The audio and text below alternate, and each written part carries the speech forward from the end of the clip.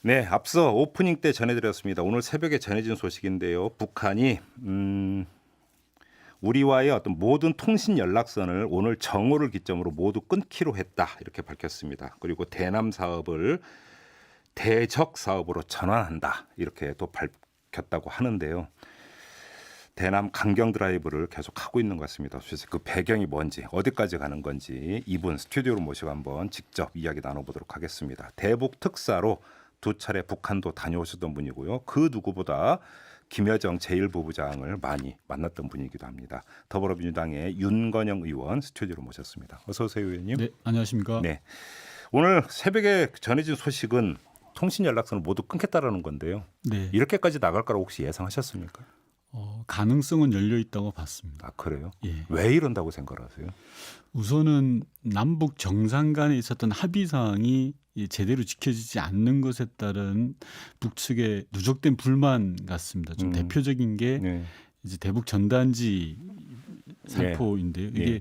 분명하게 4.27 판문점 선언에서 남과 북 정상이 합의했던 부분입니다. 정확하게는 확성기 방송과 전단지 살포를 더 이상 하지 않겠다. 아, 양쪽의 남과 북의 정상들이 합의한 사항에 대해서 북측이 보기에는 이게 제대로 안 지켜지고 있다. 전단지 살포 금지가 아예 있습니다.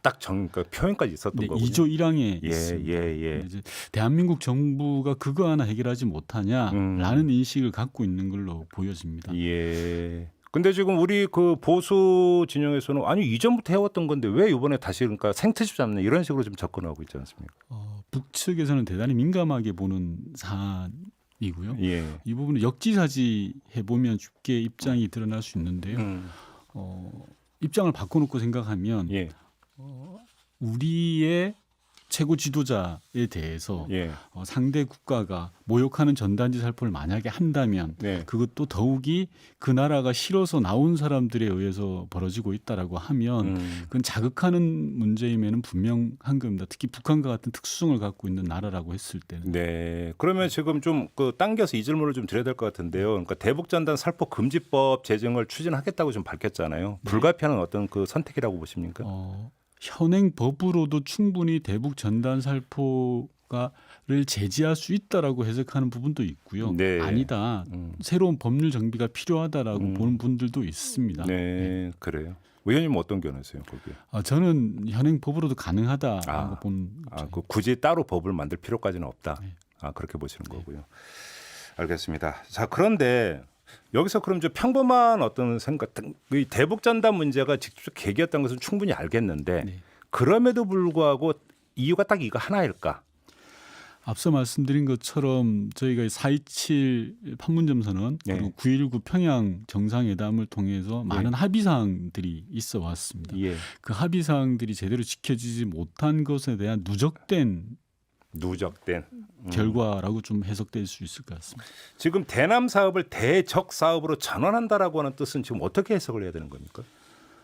이 부분에 대해서는 여러 가능성을 좀 열어놓고 봐야 될 것 같습니다. 예. 김여정 1부부장의 담화가 있었고 곧이어서 통전부 대변인의 성명 예, 있었어요. 그리고 오늘 아침에 나온 것처럼 예. 대남 통신선을 끊겠다라는 게 이제 단계적으로 나왔지 않습니까? 이걸 단순하게 경고 차원으로만 해석할 문제는 아니라고 봅니다. 그래요. 물론 좀 말씀드리고 싶은 건 남북 관계에는 주체에 있어서도 남과 북 이외에 미국이라든지 다양한 변수들이 있습니다. 지금은 코로나19라는 변수도 있고요. 그렇죠. 이런 변수들이 서로 상호 작용을 해서 시너지를 내기도 하고 시너지 효과를 내기도 해서 호전될 수도 있고 더 악화될 수도 있습니다. 네. 그래서 이런 것들 좀 종합적으로 봐야 되긴 합니다만 현재 있는 상황을 그대로 보자면 대단히 무겁게 봐야 될 상황인 것은 맞습니다. 그런데 지금 통신선 이야기를 하면 지금 통신선이 여러 가지잖아요. 네. 이제 남북 연락사무소 간의 통신선도 있고 뭐 한라인도 있고 그다음에 군 통신선도 있지 않습니까? 이거 모두 다 끊겠다라고 하는 건데 특별히 좀 주목해서 봐야 되는 부분이 있을까요? 제가 4.27 판문점 정상회담 실무를 총괄하면서 예. 북측과 협의를 할 때 대단히 중요하게 접근했던 부분이 하나 있습니다. 그게 네. 바로 방금 진행자께서 말씀하셨던 군 통신선 부분입니다. 이 군 통신선은 최소한의 안전판 기능을 하는 겁니다. 그러니까 마지막으로 소통할 수 있는. 맞습니다. 예. 예를 들어서 국경지대에서 우발적인 충돌이 안 일어나야 되겠습니다만 일어난다고 가정을 하면 그렇죠, 그렇죠, 서로 통신선을 갖고 있는 것과 없는 것은 하늘과 땅 차이입니다. 그렇죠, 그렇죠. 예를 들어서 뭐 잘못된 일이 없어야 되겠지만 벌어진다고 했을 때 야 이게 뭐냐라고 바로 확인을 할 수가 있는 거거든요. 근데 그런 최소한의 안전판 기능을 잘랐다라는 부분들은 좀 대단히 아픕니다. 그러면 상당히 지금 그 강경하다 일단 이렇게 읽을 수밖에 없는 거네요. 그럼 일각에서 네. 자 김여정 제1부부장이 등장하면서 한 게 이게 어찌 보면 청신호일 수 있다. 우리 보고 지금 그러니까 그 협상하자라고 하는 어떤 그 반화적 표현일 수도 있다는 해석이 있었지 않습니까? 네. 그럼 이 해석이 틀렸다고 봐야 되는 겁니까? 어떻게 봐야 되는 겁니까? 이면에 감춰진 해석들을 할 수는 있습니다. 그러나 예. 지금은 액면 그대로를 해석하는 게 중요하다라는 생각입니다. 액면 그대로를 해석하고 예. 이면에 어떤 배경이 있는지는 그 다음의 문제인 것 같고요. 다만 김여정 제1부부장이 대남 사업에 전면에 나선 것은 그 자체로만 봤을 때는 긍정성이 있습니다. 있습니까? 예. 바로 그 전부터 한번 좀 그 의원님 모시고 좀 집중적으로 여쭤보고 싶었던 게 바로 그 점인데요. 네. 지금 보면은 대남 사업을 총괄하는 제1부부장이라는 표현이 나오지 않았습니까? 네. 그다음에 오늘 이제 그 새벽에 나온 통신선 끊겠다, 대남 사업을 대적 사업으로 바꾼다라고 하는 게 그 대남 사업 부서 사업 총합 회의에서 했다고 하고. 맞습니다. 자 일단 그러니까 그 김여정 제1부부장의 위치를 어떻게 봐야 되는 겁니까? 직책상으로는 노동당의 제1부부장입니다. 네. 예. 하지만 북한이라는 사회 특수성 상으로 예. 김여정 1부부장에 대한 위치는 다르게 해석될 수 그러니까 있는 속칭 겁니다. 백두혈통이어서. 예를 들면 2018년에 김여정 1부부장을 비롯해서 북측의 지도부들이 청와대를 방문한 적이 있었습니다. 그때 이제 김영남 김영남 위원장과 예. 같이 방문했을 때나 그리고 판문점 정상회담 또는 2박 3일간 있었던 평양 정상회담 과정에서도 북측의 주요 간부들이 김여정 1부부장에 대해서는 깍듯하게 예우하는 모습들을 볼 수가 맞아요. 있었습니다. 전 지금도 기억나는데 김영남 위원장의 할아버지 뻘인데 네. 자리 양보하려고 했던 뭐 이렇게 그 한 단편이 지금도 기억이 나네요. 예. 그래서 뭐 일부에서는 이렇게 역할 분담론을 이야기합니다. 문재인 대통령과 직접 만났던 김정은 위원장은 대남 공세에서 좀 빠지고 네. 김여정 1부부장이 나서는 거 아니냐라고 네, 하는데 네. 이건 좀 근거가 없는 것 같고요. 핵심은 대남 사업 총괄을 김여정 1부부장이 한다는 지점인데 예. 기존의 대남 사업은 통전부라든지 예, 조평통이 그렇죠. 담당했던 그렇죠. 겁니다. 예. 우리로 따지면 국정원 또는 통일부가 해오던 일인데 예. 그런 일을 핵심 실세라고 봐지는 예. 김여정 1부부장이 했다라는 것은 기존 질서를 넘어서서 한다라는 거거든요. 그러면 북한의 이전 조직 체계를 그러니까 일정하게 그러니까 다시 어떤 그 변경을 하면서 총괄 권한을 김여정 제1부부장한테 줬다 이렇게 해석을 해야 된다는 그 말씀이신가요? 정도까지 해석 가능하다라고 저는 봐지고요. 예. 이런 부분들은 한편으로는 북측에서는 자 대남 사업의 핵심 일꾼을 김여정 1부부장이다. 그럼 대한민국은 카운터 파트너가 누구냐라는 질문을 던지고 있는 것도 같습니다. 그렇네요. 예. 그러면 상대가 누가 돼야 되는 겁니까? 그거는 이제 정부 사이드에서 말씀드릴 이슈이고요. 제가 예. 말씀드린 건 좀 아닌 것 같고 다만 한반도 비핵화 평화라는 이슈를 종합적으로 좀 봐야 될 그런 측면이 있다고 생각합니다. 자 그러면 일단 좀 표면 아주 그 표피적인 궁금증이 하나 있는데 직함이 제1부부장이잖아요. 네. 그래서 이전에 선전선동부 부부장이었는데 이번에 조직지도부 부부장이 된 것 같다 이런 추측성 보도는 있었는데 그냥 네. 제1부부장이라는 직함이 계속 나오는데 이건 어떻게 해석을 해야 되는 겁니까? 말 그대로 노동당 서열로 보면 예. 부장이 있고 그 바로 밑에 제1부부장이 네, 있습니다. 네. 그리고 그 밑에 부부장이 예, 예. 있는 겁니다. 예. 예컨대 김영철 부위원장은 통전부 부장을 했었죠. 그렇죠. 그리고 지금은 노동당의 부위원장을 하고 그렇죠. 있고요. 그렇죠. 서열상으로 보면 1부부장이라는 것은 낮은 서열입니다. 그러나 앞서 말씀드린 것처럼 북의 주요 간부들이나 이런 분들이 대우는 다르다라는 점을 좀 말씀드립니다. 그러니까 조직지도부나 선전선동부는 어떤 특정한 부서에 구애되어 있는 게 아니라 그냥 말 그대로 그러니까 제1부부장 중에 제일 높은 제1부 이렇게 봐야 되는 겁니까? 뭐 해석은 여러 가지로 가능할 것 참, 같습니다. 네, 아무튼 근데 김여정 그러면 다른 거 다 관두고요. 이제 그 의원님께서 여러 차례 접촉을 했잖아요. 네. 김여정 그 제1부부장이 바라보는 그 대남관이라고 할까요? 그다음에 대남 사업의 어떤 접근법 어떻게 어떻게 전망을 해야 되는 겁니까?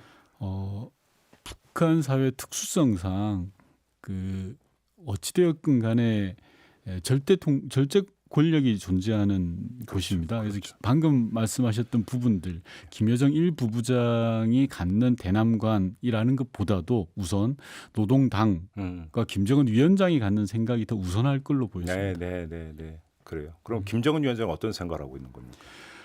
여러 가지가 있을 것 같습니다. 네. 오늘과 같이 근데 6.15 20주년이거든요. 올해가. 그렇네요. 예, 네, 맞아요. 상당히 네. 의미 있는 그렇죠.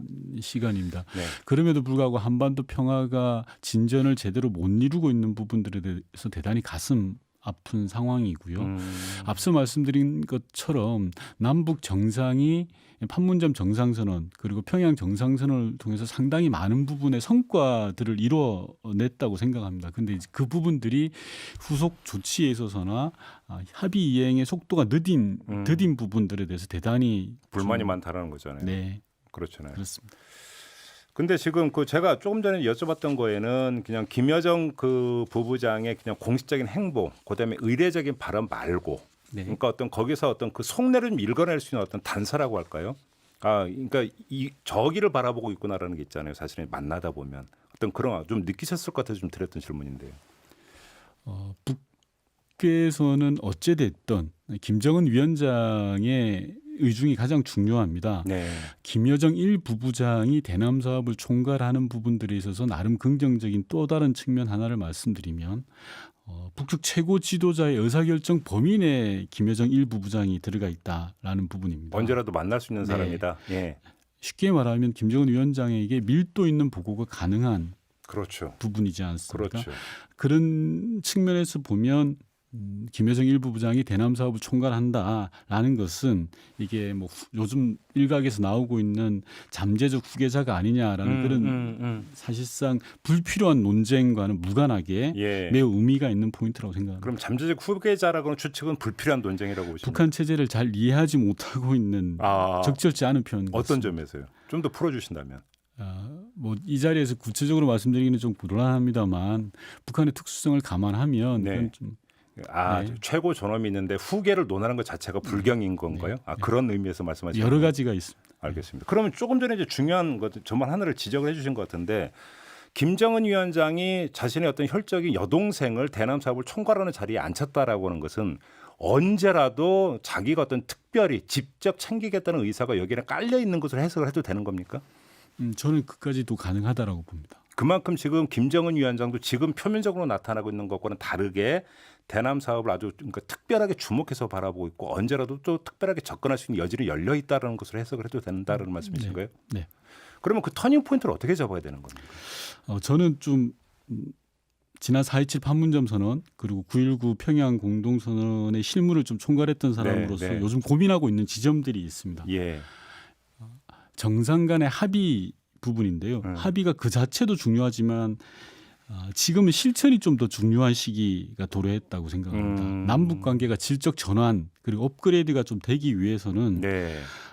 좀 반드시 생각해야 될 기준점이 아닌가 싶습니다. 사실 좀 근본적으로 말씀드리면 남북 관계에 있어서는 1991년 체결된 남북 기본 합의서가 있습니다. 네, 있죠. 이 기본 합의서만 제대로 되더라도 남북 관계에 안 풀릴 일이 없습니다. 그럼요. 예. 그런 점에서 지금은 실천이 우선 중요하다라는 거고요. 예컨대 한반도 문제에 있어서는 북미 관계가 굉장히 중요합니다. 북미 관계가 비핵화를 풀어가는 데 있어서 매우 중요한 문제이기 때문에 남북 관계로만 풀 수 없는 특수성이 있죠. 있습니다. 예.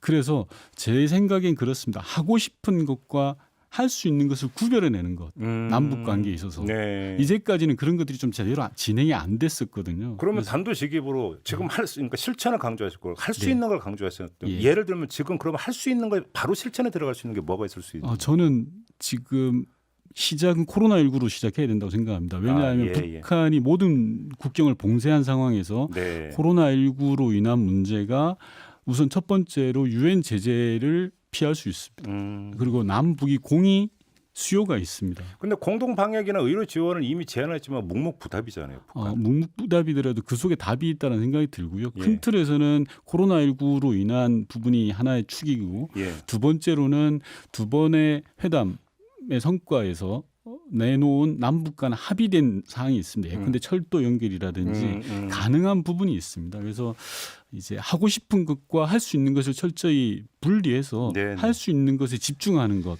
그게 필요한 거 아닌가 싶습니다. 알겠습니다. 아무튼 다시 이제 차가워지고 있는데 다시 반전의 여지는 충분히 있다 이런 말씀으로 이해를 해도 되겠습니까? 노력해 가야 될 부분입니다. 알겠습니다. 자, 말씀 이렇게 마무리하죠. 고맙습니다, 의원님. 네.